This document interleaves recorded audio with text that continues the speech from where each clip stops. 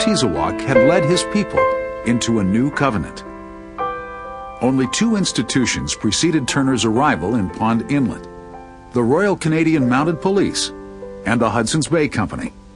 But the tiny community would become an important spiritual beachhead. Joan Hobart was living in John Turner's hometown in England when she first met him. He was home on furlough and spoke at her church.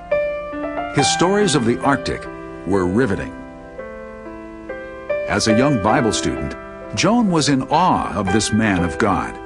My friend said, I think he's interested in you. I said, oh no, he's a well-seasoned missionary, you know.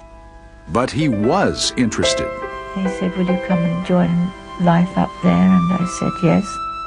But the missions board said no. Arctic living was too harsh and no place for a woman. John went back without her. Joan would wait in faith.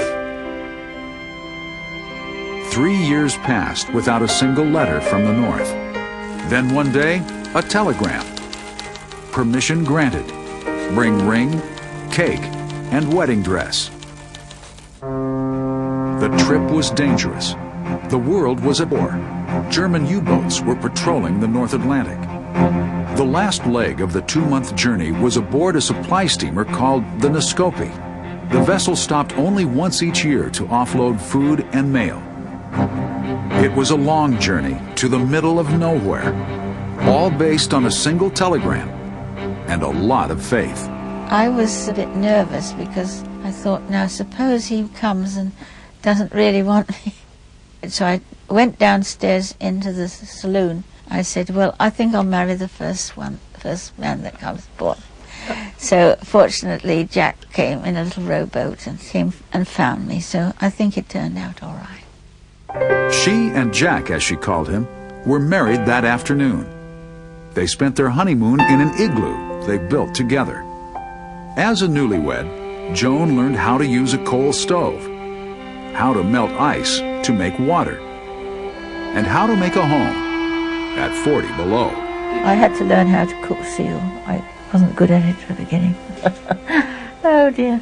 Childbirth and medical care were strictly home style, for the nearest hospital was too far. John Turner's love for the Inuit is clearly seen in his personal movies, and the love was reciprocated. Here was an Anglo who wore the ways of the North like a second skin. Local elders say he became more Inuit than the Inuit. He learned their language and translated the scriptures. He taught school using the Bible as his text. Most remarkable of all were John Turner's epic missionary expeditions. Traveling by sledge, and often alone, he scattered spiritual seed across a parish larger than most nations. A 7-month journey in the winter of 1938 to 39 covered an astonishing 3,000 miles. Turner's Church in Pond Inlet was the first of its kind, a vibrant ministry that continues to the present day. Every day was special to her because that's the first time she had known about Bible and prayer. Lydia was a little girl when Canon John Turner taught her the gospel. 50 years later, the precious truths still bubble up in song.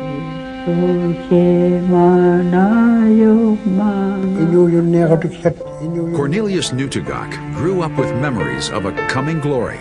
John used to say to us, there's a life after death. It is very beautiful, and it's called heaven. Turner was God's man in the Arctic, but the heaven he preached of was not so far away. The gun went off and he fell back. Arriving home from a hunting trip, he saw a child struggling with a heavy load of ice.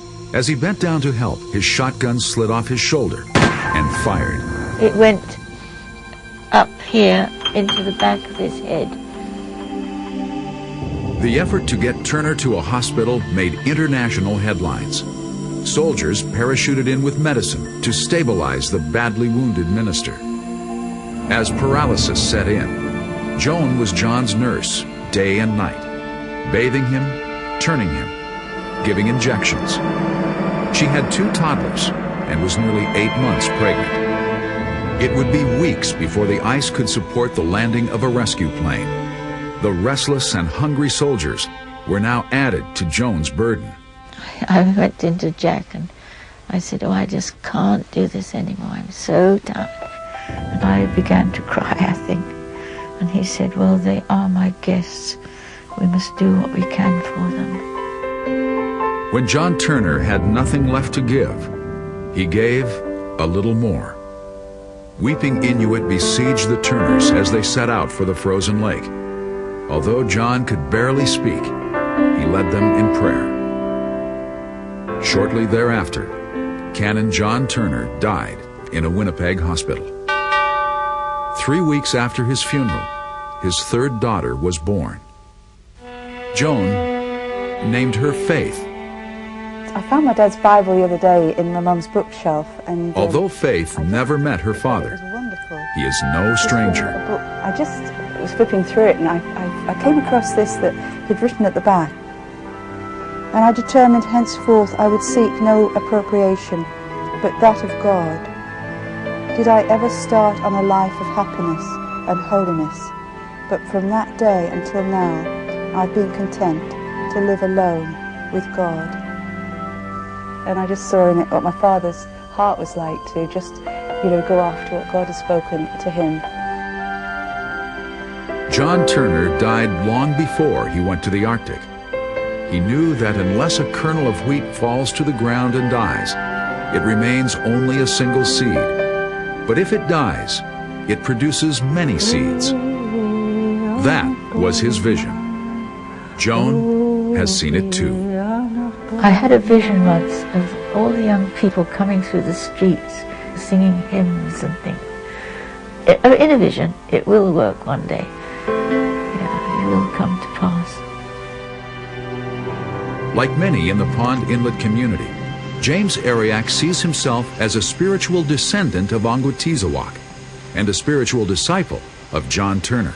The planting of the Word occurred into our parents, and our parents, through the planting of the seed, bore fruit.